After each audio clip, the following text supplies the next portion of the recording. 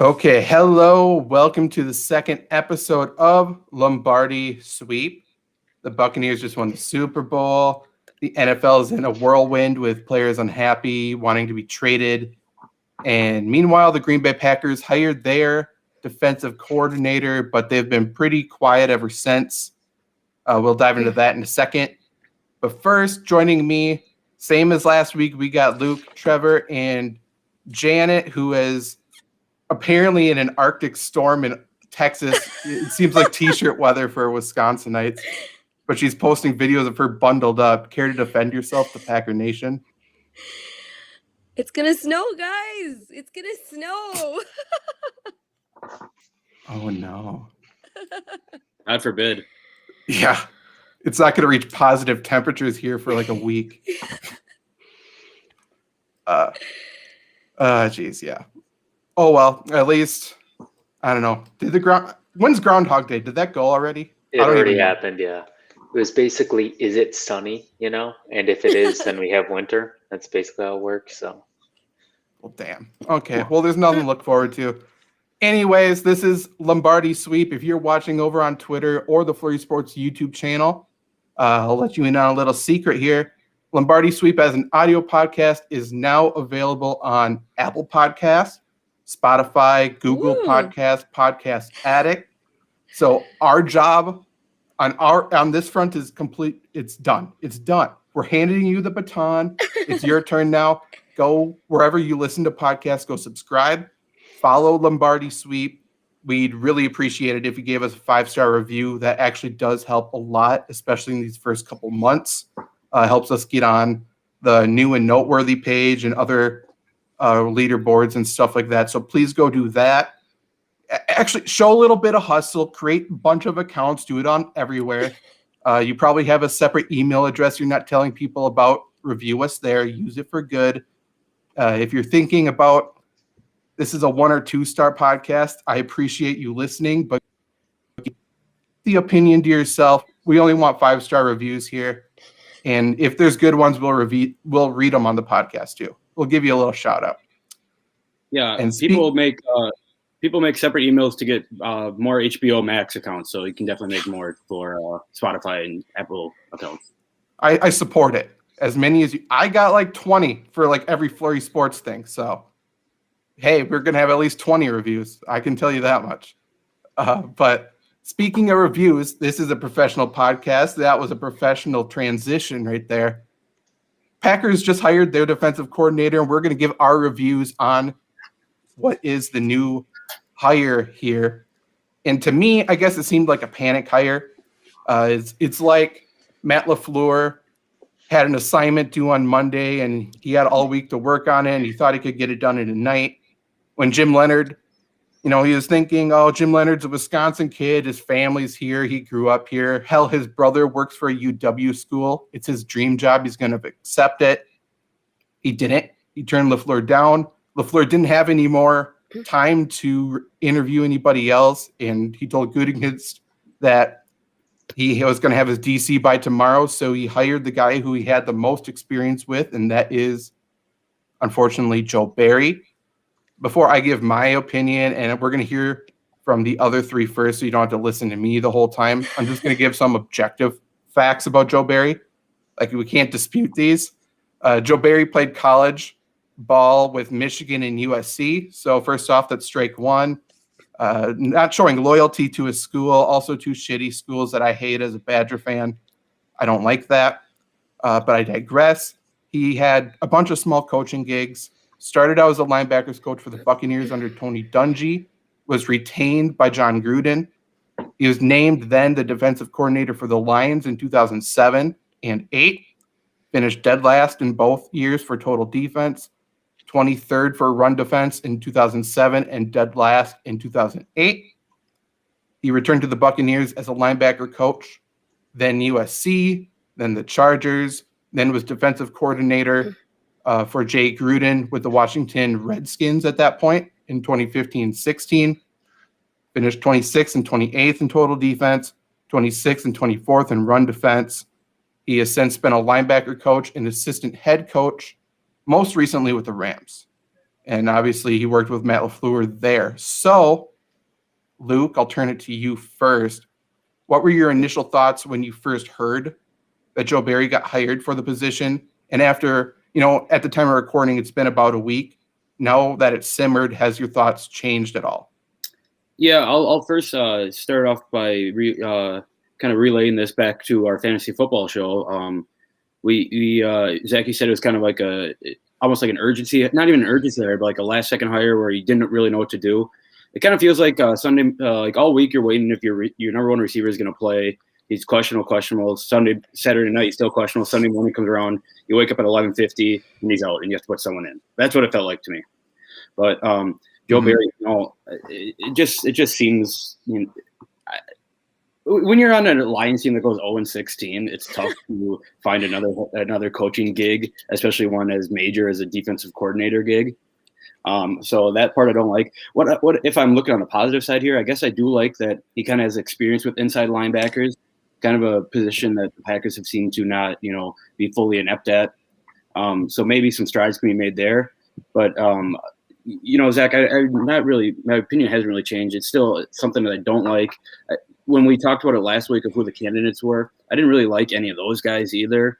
It just felt kind of like just a weird hiring situation to me. I don't know if you guys feel the same, but completely the same. Janet, any differences, or are you along the same thought process?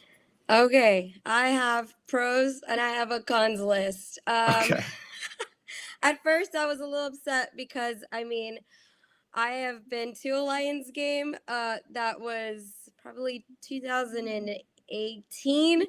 And Packer fans, don't forget, everyone was chanting 0-16, 0-16. So that's going to be something that is going to follow him around for sure. So that was my first thoughts. I was a little upset. And then also Washington didn't do very good. But and also considering it's the NFC East. So these are my cons. He was with Washington with that season as well, 2015, 2016. This is his third time being a defensive coordinator. Also, I found an article on him where it said why nepotism is so bad in the NFL. And it happens, obviously, but we don't want our coach to be the prime example of why it's so bad in the NFL. So that's also a con. Pros, he has history with Matt. Another pro, I will probably put this on our team and not on him. He's going to have defensive players that are of a higher caliber than in Washington and on that Lions team. And also he worked under Wade Phillips, which was my fantasy choice. And that was in 2017, which was after those two teams that he was on. My last pro is that Mike Pettin was residue, I said, of the Mike McCarthy era. And we all know how that went. So that's fair. I'm going to try to give Matt's judgment some credit just because of what he's giving us the first 2 years. And then my last thought, is he consistent? If we look at his past DC history, I hope not. And does he give great energy and effort? I guess we will see. Yeah, since that's what LaFleur was looking for, I guess. What I like about that is this is like his third defensive coordinator gig. I don't think that's the greatest sign where your defense coordinator get fired, defense coordinator again get fired, defense coordinator. There's a consistency in my mind. Yeah, for sure. Yeah, he's consistent, unfortunately. Trevor, you wrote an article about this when the hire first happened, and obviously you weren't in favor of it from what I read. Has your thoughts changed at all, or are you still thinking the same thing? They actually have, believe it or not. I don't know I don't know, maybe because tomorrow's Friday. I don't know, but I think something's changed inside me. I'm going to change my tune a little bit. Obviously, talk about the consistency. he's been fired after 2 years, his last 2 gigs. So, if you're worried, that's okay. He's just going to get fired in 2 years, consistency. But I just want to do a little quick exercise right quick here. I'm gonna list off the Lions starters from his last season.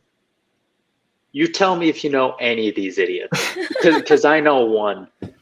Jared DeVry, Chartrick Darby, Corey Redding, kind of, Dwayne White, Ryan Nessie, Paris Lennon, obviously we know him, Ernie Sims, Brian Kelly, not the coach for Notre Dame, Leigh Bowden, Daniel Bullocks, and Kelvin Pearson. And you go over to the Redskins at that time, they had Kerrigan, 23-year-old Rashad Breeland. They had a Will Blackman, who is much better as a returner than he is on defense, and Deshaun Goldson at the age of 31. So he was terrible. But this Lions team was also going to probably lose 16 games even without him. This Redskins team at that time, they also had Kirk Cousins as a quarterback. So obviously they didn't get much help from him either. He's been pretty bad every place he's gone, but he's also had complete trash everywhere he's gone. So I'm going to actually give him the benefit of the doubt. He hasn't been good, but we did talk about the turnovers. Granted, that's mostly because his team is on the field the whole freaking game.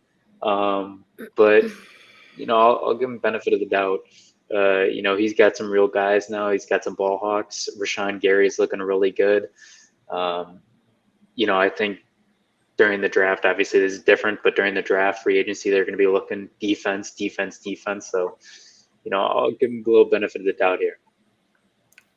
I would argue that Washington defense was actually, personnel-wise, I think they were actually really good. I would argue completely the opposite for that.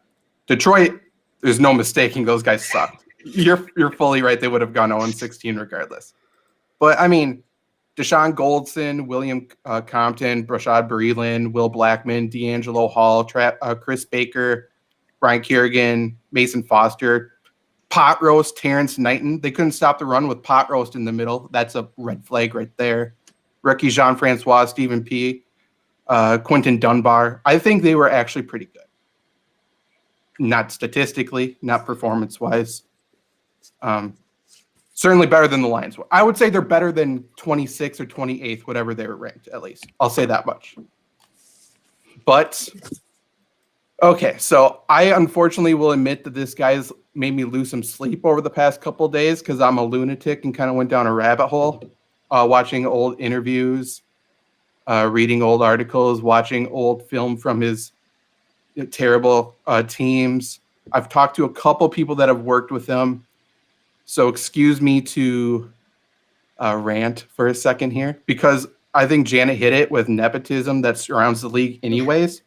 But the nepotism is his entire career. There's no reason for him ever to have gotten any of these jobs. And I think this needs to be at least addressed. So obviously worked in Tampa, then was the defensive coordinator in Detroit. We all know why, because Rod Marinelli, his father-in-law, was the head coach. So he was given that job. And famously, a reporter asked Marinelli, do you wish your daughter married a better defensive coordinator? And I would still love to shake that man's hand. I wish he was here still. He never wrote for Detroit News ever again, by the way. He had to resign, which is hilarious. But yeah, so he didn't deserve that job. This is where it gets interesting in Washington, though. So Jay Gruden was the head coach, obviously. Barry befriended him in Tampa working under John Gruden. When that DC job opened, Wade Phillips was also looking for a job and interviewed, okay? So Jay Gruden, during that interview, the entire interview was watching Jay Gruden's Bengals team beating Wade Phillips' Texans team. And Jay talking about how, oh, we dominated you. This is why, like, you're just I'm a better coach than you and that kind of stuff. Even though Wade Phillips has dominated Jay Gruden every other stop of his career. That was the interview, and then he didn't hire Wade Phillips, essentially, which is bullshit. And because of that, he hired a budget bin Wade Phillips. He befriended Joe Barry, befriended the less talented younger Gruden. He also befriended the less talented younger Pagano and John Pagano, okay, in the Chargers. He's the linebackers coach for the Chargers. John Pagano was the linebackers coach under Wade Phillips. So Gruden hired this guy, hoping he could bring the Wade Phillips defense to Washington without actually paying for Wade Phillips, without actually bringing in Wade Phillips to micromanage him, essentially.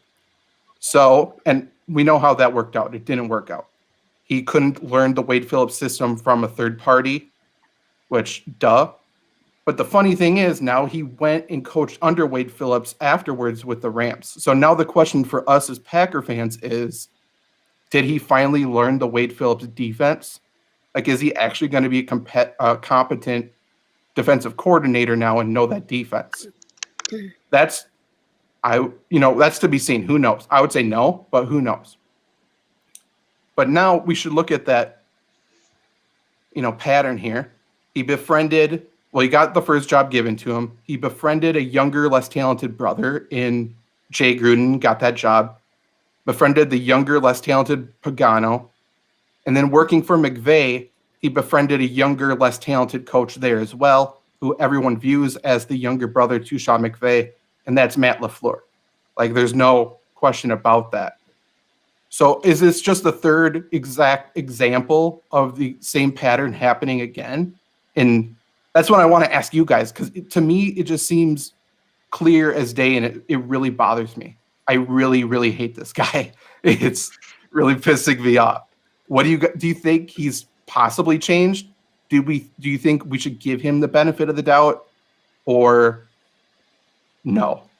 Any of you can jump in. I don't think so. This is kind of sticking along with the theme of the show, which seems to be as far as consistency. That those trends continue. It's obviously not great. I don't think you can give him the benefit of the doubt until he proves something, which is I think it's pretty tough to do as a coach on any level. But Zach, the rant you just went on, that just screams it's not about what you know, it's about who you know, right? Constantly. That's the sports industry in general, not just coaching or players the industry we're in with sports media, 100%. I've gotten jobs because over people who went to journalism school and have been journalists for 10 years because I knew the editor. And it's bullshit. I'm thankful. But then the opposite has happened too. Like, it's all BS. All of it. Yeah, you know what? I guess I'm the resident Joe Barry believer, I guess. I'm not even a believer, but hey, United States of America, innocent till proven guilty. All right, I'll give this guy a chance.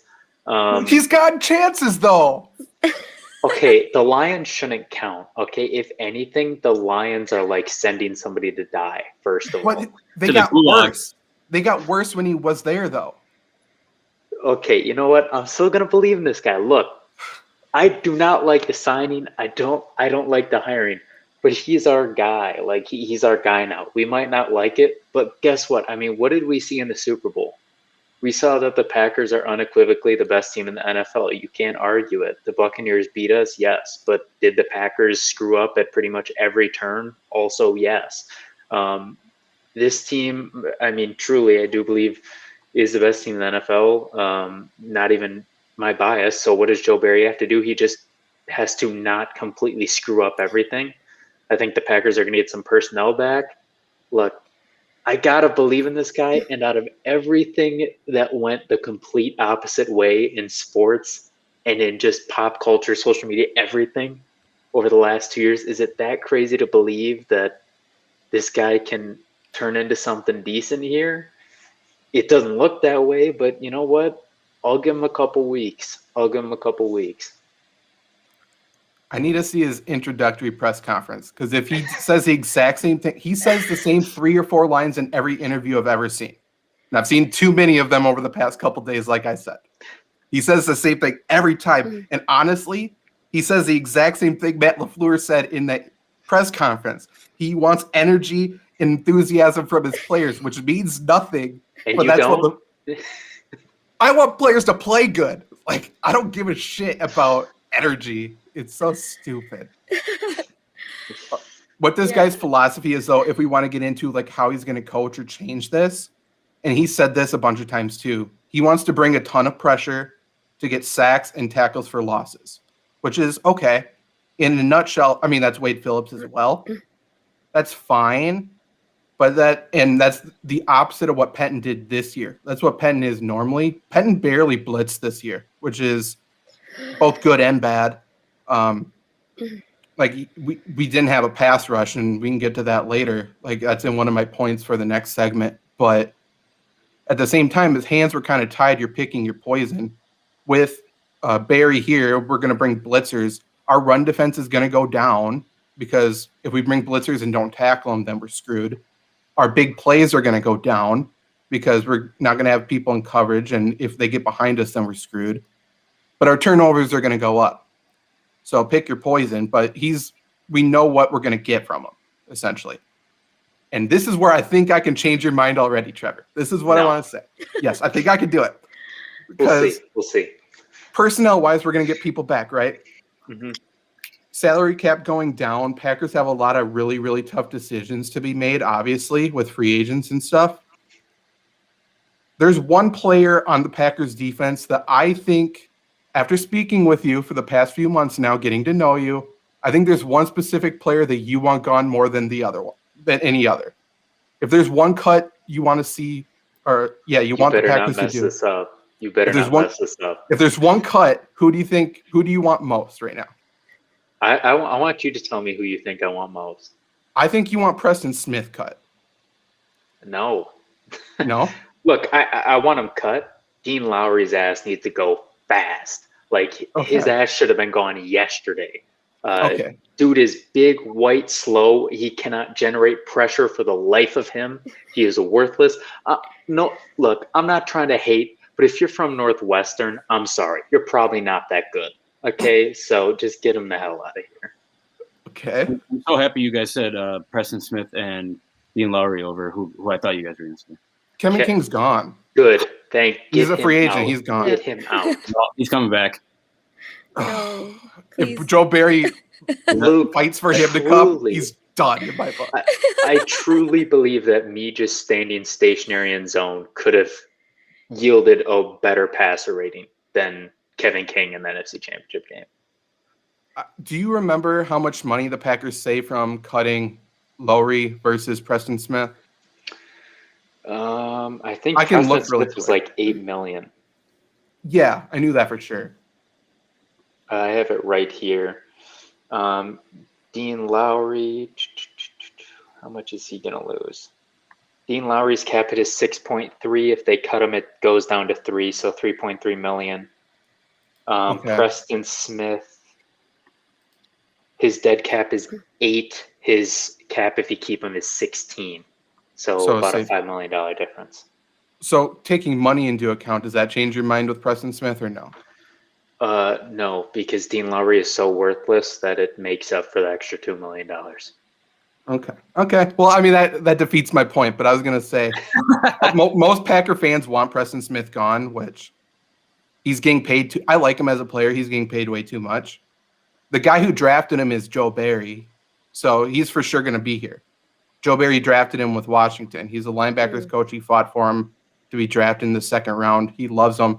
He's coming here. And if Matt LaFleur is going to go position by position on defense with this guy, that's the one guy he's going to keep for sure.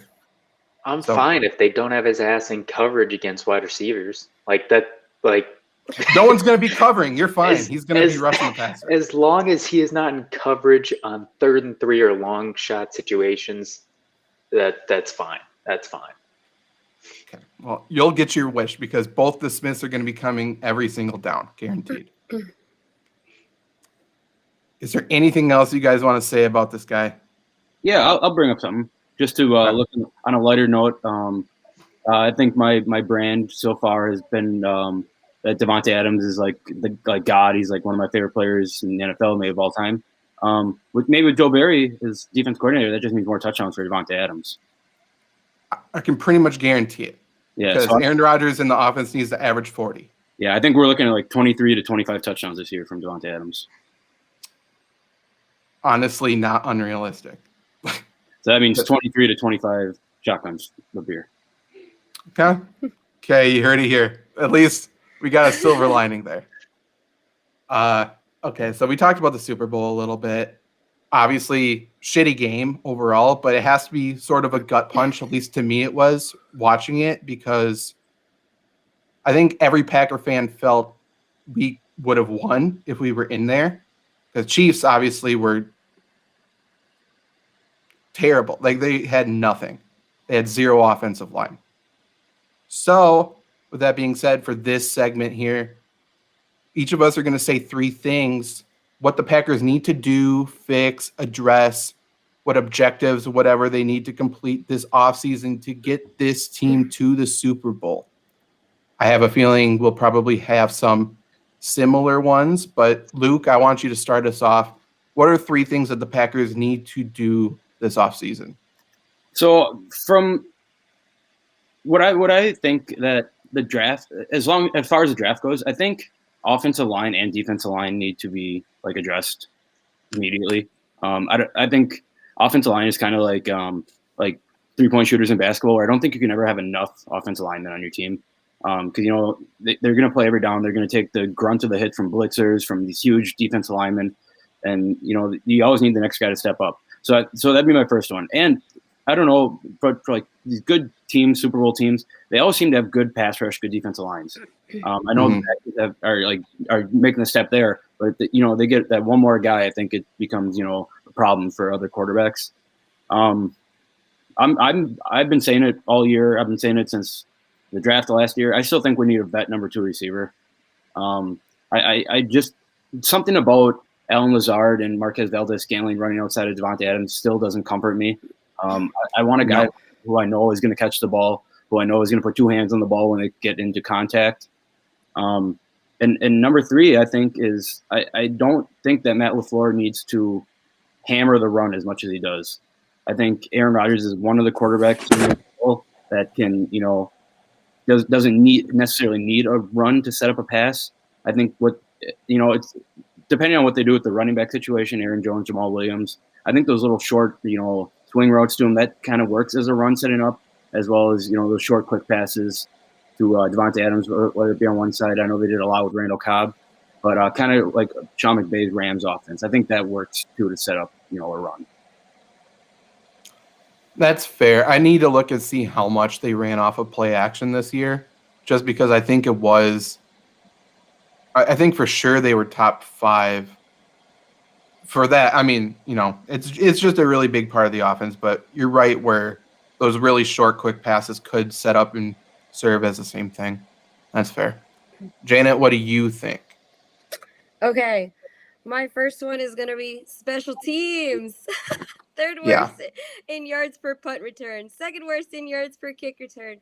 Not having to deliver a return longer than 34 yards and 19 yards. 0 punt return touchdowns. And I know it has been I know it was addressed when they hired Maurice Drayden. But it's going to be kind of hard. I don't know. I want to give him the benefit of the doubt that he's going to arrive and he's going to change a lot of things, but he's also been the assistant for the past 3 years. So I don't know if he's going to change anything. I really hope so. My second one, Matt mentioned miscommunication in regards to the field goal decision. I hope they can fix that in a sense. When, it's a pivotal moment at the end of the game, we're all hoping that we make it to the Super Bowl, and it's really heartbreaking as a fan when Matt addresses it and says, oh, it was miscommunication. So I'm really hoping miscommunication to Rodgers or analytics or, defensive coordinator. I don't know who it was. But I'm really hoping that, I don't know, they get together and work on that because that's kind of a drastic miscommunication. And then my last one, I would like to add on what Luke said, pick up a veteran wide receiver off free agency for cheap, somebody that wants to play with Aaron Rodgers and go to the Super Bowl. And also considering COVID, I know we don't want to talk about that COVID. But if we look at the NCAA season this past year, it was horrible to almost like non-existent. A lot of teams didn't play. And then not everyone, like, we don't know how loaded this incoming class is going to be. Are they going to have as many wide receivers as last year? Just because of COVID, it's very foggy right now. The combine's going to be weird. Not everyone that's going to come in is going to be a Justin Jefferson, that they're all automatically going to be, amazing. So I think that picking up a veteran wide receiver off free agency for cheap would probably be something we want to look into. Just taking advantage of that free agency as well.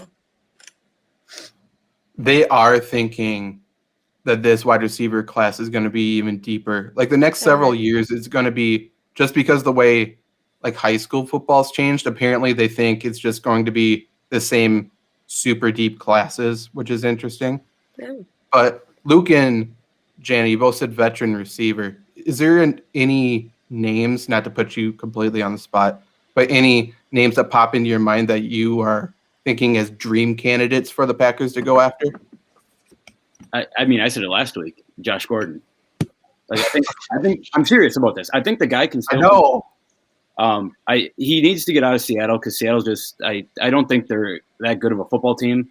I've said it on Twitter many times. I think Russell Wilson is one of the most overrated quarterbacks in NFL history. And you can't get in trouble in Green Bay. Like they want you to do illegal things. Josh Gordon is not going to get in trouble in Green Bay. You're not wrong. That last part's not wrong, but Janet, how about you? Don't double down on Josh Gordon, please. Come to the dark side. I actually don't really. I didn't actually look into that, or did I? I don't remember. This looks familiar. Yeah, I think I did look into this, but I couldn't pick one. I don't know. Honestly, yeah, I don't know. I don't really like any of these guys. Well, okay, then. I'm shopping. I'm like, Do you have one? I don't like his face. I'm just kidding. Yeah, no, honestly. I think we're all overlooking a big in relative terms name here, and that's Devin Funchess. He's not under contract, and he didn't play last year. Look, dude's not great, but as a number two, he was a number two under Cam Newton. Cam Newton freaking sucks, in case people forgot. And this dude got 111 targets one year. He only caught 63 because, again, Cam Newton is trash. But anybody who can get 850 plus receiving yards under Cam Newton is a good guy. And, we talk about needing a second wide receiver. If MVS can give us a little more of what we saw in the playoffs, and we have Funchess and we have Lazard, we won't have a true number two, but we'll have so many guys there that it'll kind of make up for it a little bit, especially when you got, the boy, Big Bob Tunyon, he just carries the weight for everybody. He might not be back either, though. He's going to be back. He ain't leaving. Yeah. That's a Trevor Land guarantee.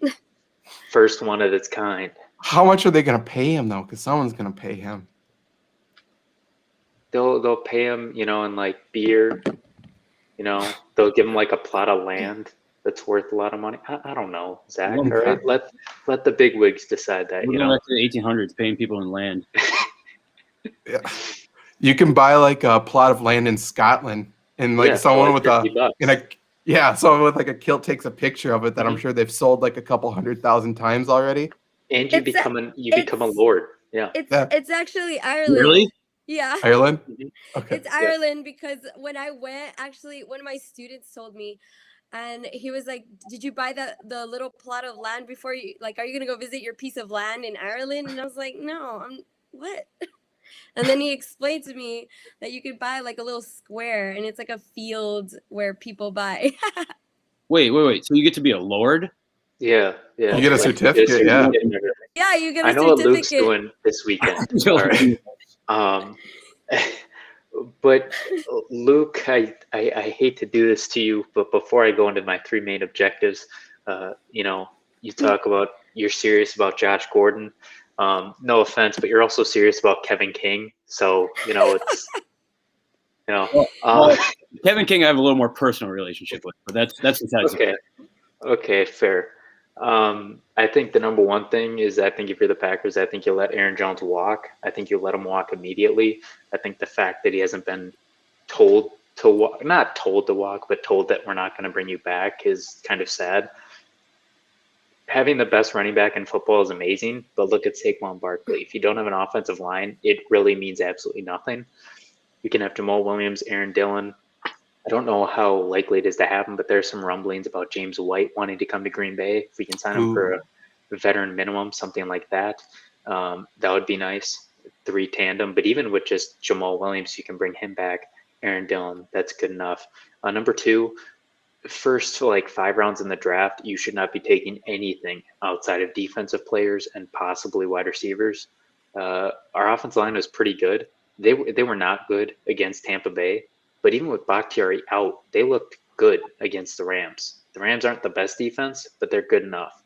And if we still have not learned that you need defense, and we need defense, and we need defensive linemen that aren't from Northwestern, white and slow, I don't know what's going to make you do that. I like Northwestern. What's your deal? Northwestern as a school, fine. Football, please, stop. When you're best. Pat Fitzgerald is I love him, dude. They do beat the Badgers every year. Every year. First of all, not every year. Okay. They play us tough every year. Okay. Yeah, but we also lost to Indiana this year, so that doesn't mean nearly as much anymore. We always lose those games, but third thing I think would have to be, it's tough. There's so many things to do, but for the third thing, Josh Gordon. Not Josh Gordon. I think you trade away Jordan Love. I think it's the only move. I think not only does it tell Aaron Rodgers he's going to stay, which is a menial part of it, but I think you strike while the iron is hot. People saw Aaron Rodgers. Some team is going to be a sucker for a guy who is under Aaron Rodgers for a year. Trade him while you can probably get something for him, because if you are real about Aaron Rodgers staying, what is the point about having Jordan Love for 3 years just to lose him as a free agent? You might as well get rid of him now while you can get something from him, especially in a class where I'm not really sold on any of these quarterbacks. Those are 3 things I think you got to do to get to the Super Bowl. And I guess not choke would be 4A, 3B or whatever, just not choke next year. You said that some sucker is going to want Jordan Love because he played under Aaron Rodgers. It's kind of like some sucker is going to want Joe Barry because he coached under Sean McVay. Hey, I'm just saying. It's the same sucker too. Hey, I'm just saying. Janet said, "Let's give Marie Straighten benefit of the doubt." Hey, I'm the only one here giving Joe Barry any benefit of the doubt, and he has experience. So everybody loves Coach Mo though. He's at least been there and done that, and hasn't gotten an official chance. Joe Barry's gotten multiple chances, and I don't think anybody likes him except for maybe Jay Gruden. And if Jay Gruden's your best friend, what's that say about you? Or that could be good. Maybe he turns into Michael Jordan, takes everything personal, has no friends, devotes into his work. Don't compare Joe Barry to Michael Jordan, please. I'm just saying. The parallels might be a lot closer than you're thinking, Zach. I'm just saying. Okay, I'm going to start with this point because it completely disagrees with you. Solidify the offensive line. I think we need to draft offensive line. Rodgers had a career year, not because he was motivated by the front office selecting Jordan Love. It's because he was never hit. It's because he was pressured the league best or league lowest amount of times, 14.4% of his dropbacks. It's because also with the COVID schedule, he just didn't have to throw as much in the offseason. He said it. His body felt better going into the season because of that. But in the end of the day, he wasn't hit. And if he's not hit, then here we go. And obviously, no one wins with the top paid running back, to your point with Aaron Jones. He shouldn't come back. If we have a good offensive line, anyone that we could draft someone in the 7th round, they're going to look good. Corey Linsley, best center in football this year. He's a free agent. He needs to come back. David Bakhtiari, he might not play next year. He tore his ACL really late. He's the top paid tackle in the entire league, and he may not play. That's a massive deal, unfortunately. So we need to figure out something there. And then Elaine Taylor, obviously, he got hurt in week 1. He's a free agent. I hope we can bring him back on a super cheap deal because he's super good. And he's somewhat versatile on the interior as well. But, yeah, we really need to figure out left tackle because I mean, I don't see any way Bakhtiari plays within the first 11 weeks at least. But I don't know. If he's a year out, that's next year's playoffs. It's going to be tough. Number 2, same with Janet. We need to improve on special teams. It was embarrassing. The Patriots dynasty was so good for so long because they beat people in special teams. The only reason they won games this year was because they were the number 1 special teams unit in the entire league, despite having, terrible offense with Cam Newton, a bad defense who had everybody opt out. They still won games. And it's because of the special teams. Our punting average, return average, Janet brought it up. It was really bad. We were near the bottom in all of them. I don't know what your guys' opinion of this is. I think J.K. Scott is a problem. I don't think he needs to be here, unfortunately. Yeah, as someone who is hailing J.K. Scott is going to be the greatest punter of all time and he was drafted, I can get on board with that. He looked good. Yeah, just some of the punts are, they're starting on their side of the field, only having to go 40 yards, 30 or 40, 45 yards. But when J.K. Scott gets a hold of a punt, it's a nice punt. But that's, it's 1 in 10 punts. It seems to happen now, Well, that and Pat McAfee broke it down when he was a rookie, I guess. His punting form, it looks really good. Obviously, everyone remembers that booming punt he had his rookie year, and his leg was straight up and down and looked painful, to be completely honest. But like a ballerina. He plays like a ballerina, unfortunately. Makes tackles like one too. But Jesus. But his plant foot stays on the ground the entire time. So all that torque goes into that other hip, that drive hip. And because of that, like over the entire season, his leg continues to get weaker and weaker. We saw that especially last year, but we saw it this year too. And that's really, really scary considering the Packers barely punted. If the Packers somehow get into a situation where they need to punt or stuff like that, he's going to wear down immediately. And I also have, aside from his net punting and punting yards average and all that, which were bad, but it also can be skewed a little bit just because it depends on where you're punting from. It's all situational.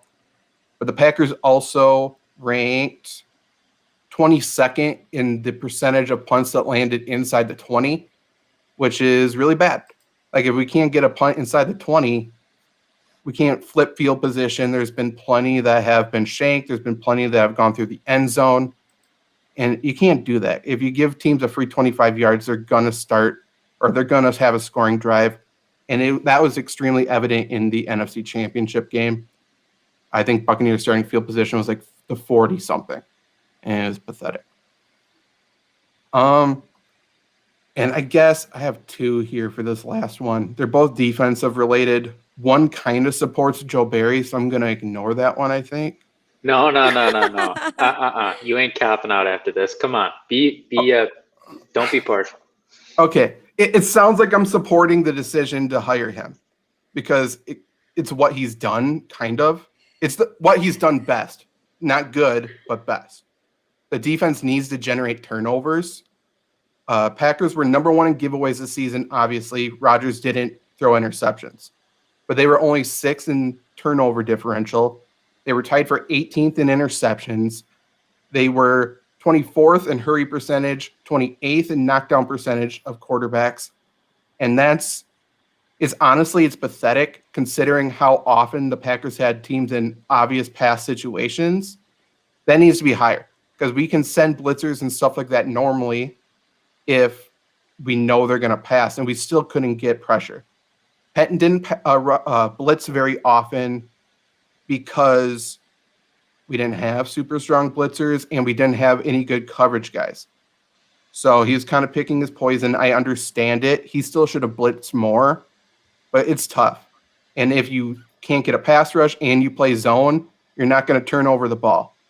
Joe Barry's going to come in. We're going to bring blitzers. We're going to force some turnovers for sure. Hell yeah. But fuck off. But Joe Barry guy. everything else is going to come down. Not to make this Joe Barry rant, but for sure our run defense is going to get worse. For sure our big plays are going to get worse. It's just not good.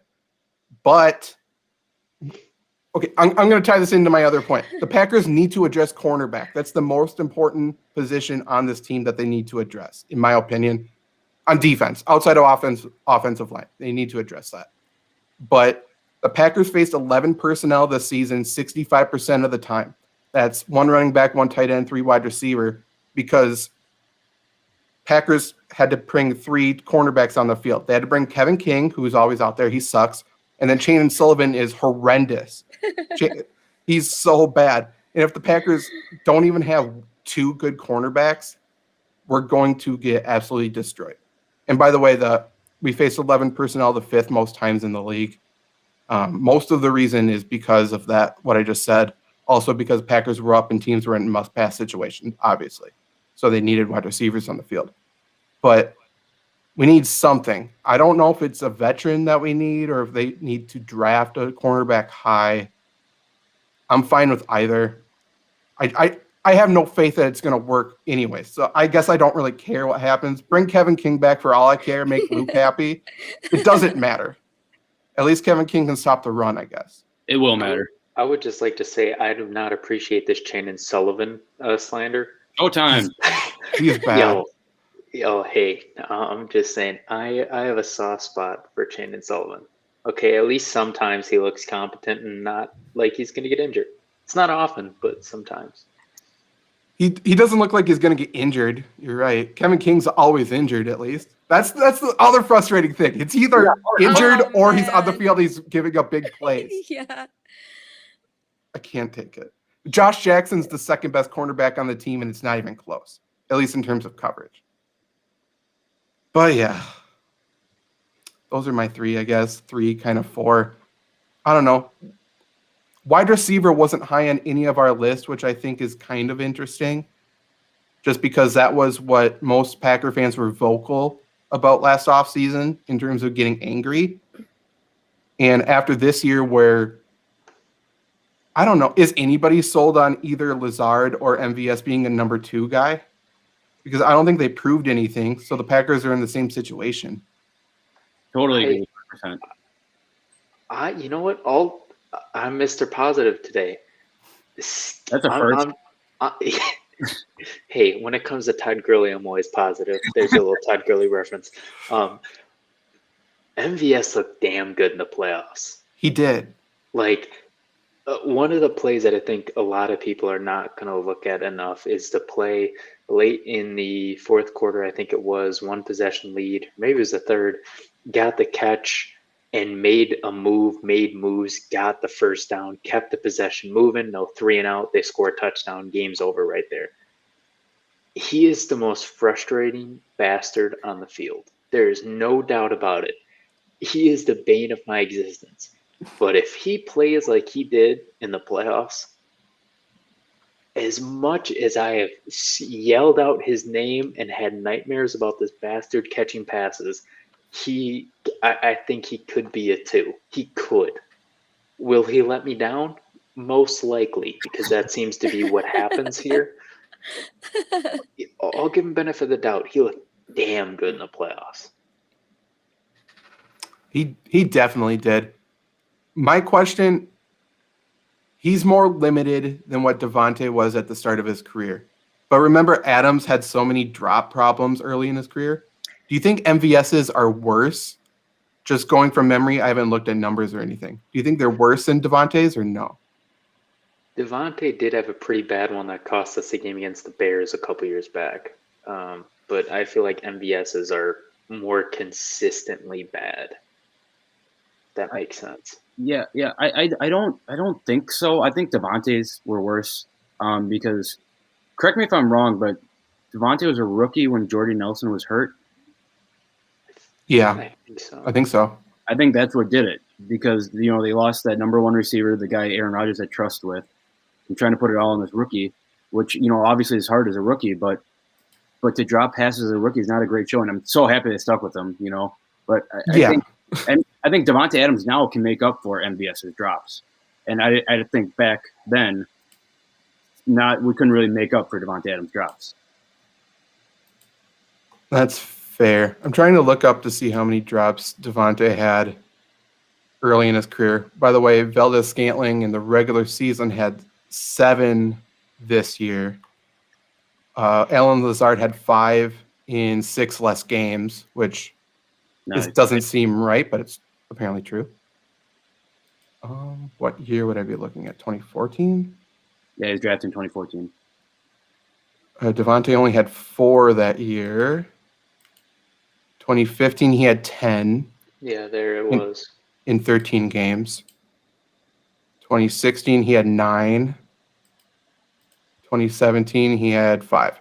So, I mean, I just brought that up because obviously Devontae's transformed into the best wide receiver in the league, in my opinion. I would assume most of ours. But there's Valdez-Scantling for sure could. We remember his workout videos with Randy Moss. That certainly got me hyped. I thought he was going to get better this year because of it. I don't know if he's a wide receiver too, though. Like, I just don't think his skill set is that. I hope so. I know. That'd be no, because Devontae could run routes. Valdez-Scantling could run a go route. That's about it. Oh, he gets pretty good on a post route too. Fine. Like if he let's take it one step to the side and keep running. I don't know. Okay. Would you put him above Allen Lazard next year then? In terms of potential?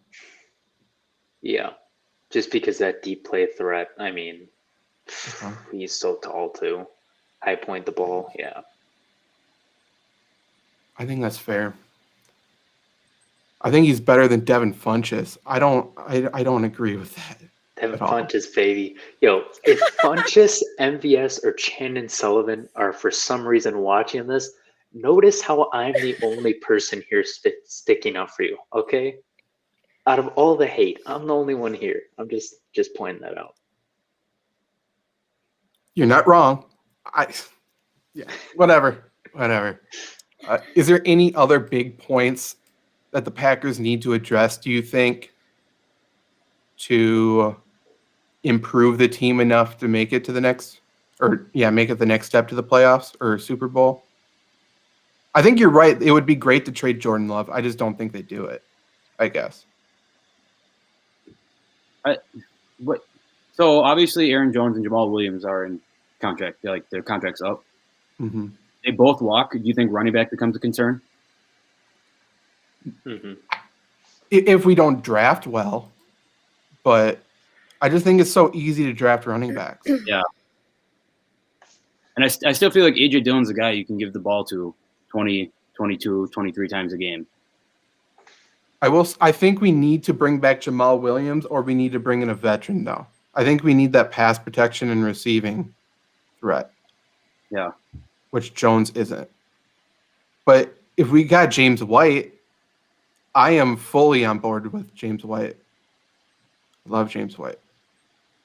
I'm interested to see what kind of market Jamal Williams has, I guess. Just because there are so many running backs available, I can't imagine anyone is going to go out there and make him a priority, it kind of sucks. I think I like him more than Aaron Jones personally. I think he's better, but I don't know. I guess that's a bold statement. We can get into that a different day. Anything else before we get out of here? Yeah, real quick. This is a deep running back draft. You know, some names I'm looking at. First of all, the best name in the draft, Puka Williams at running back from Kansas. Got to show him some love. But, You got Trey Sermon at 11, Chuba Hubbard at 10. You got the guy from North Carolina, Javonte Williams at 8. Stud.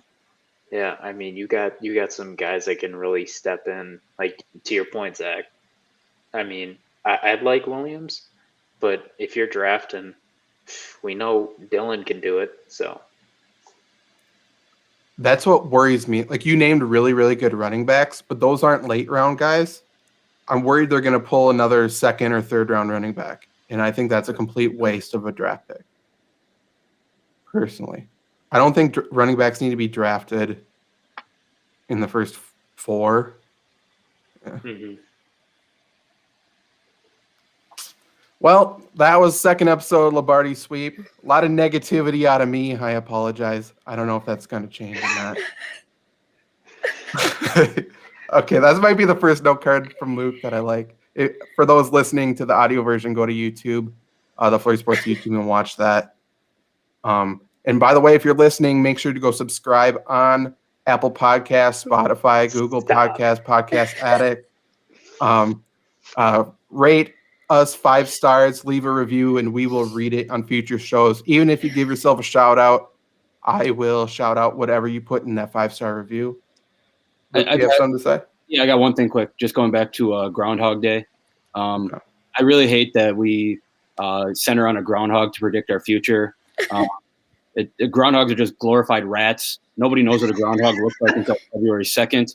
It might be the worst holiday of the year. Might be the worst thing to ever exist. Groundhog Day needs to be eliminated from the world.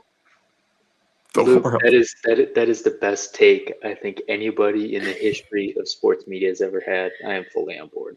Honestly, though, I've never even heard of it being accurate. Right. And it doesn't work. It has no point. It is. Yeah.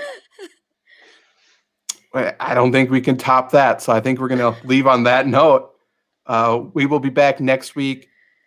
This week was a week or a day late because I had an earbud issue with my dog eating that, and so it was an excuse. It's my fault. Next week we'll get a live show on Wednesday and a published show on Thursday. So we will see you next week.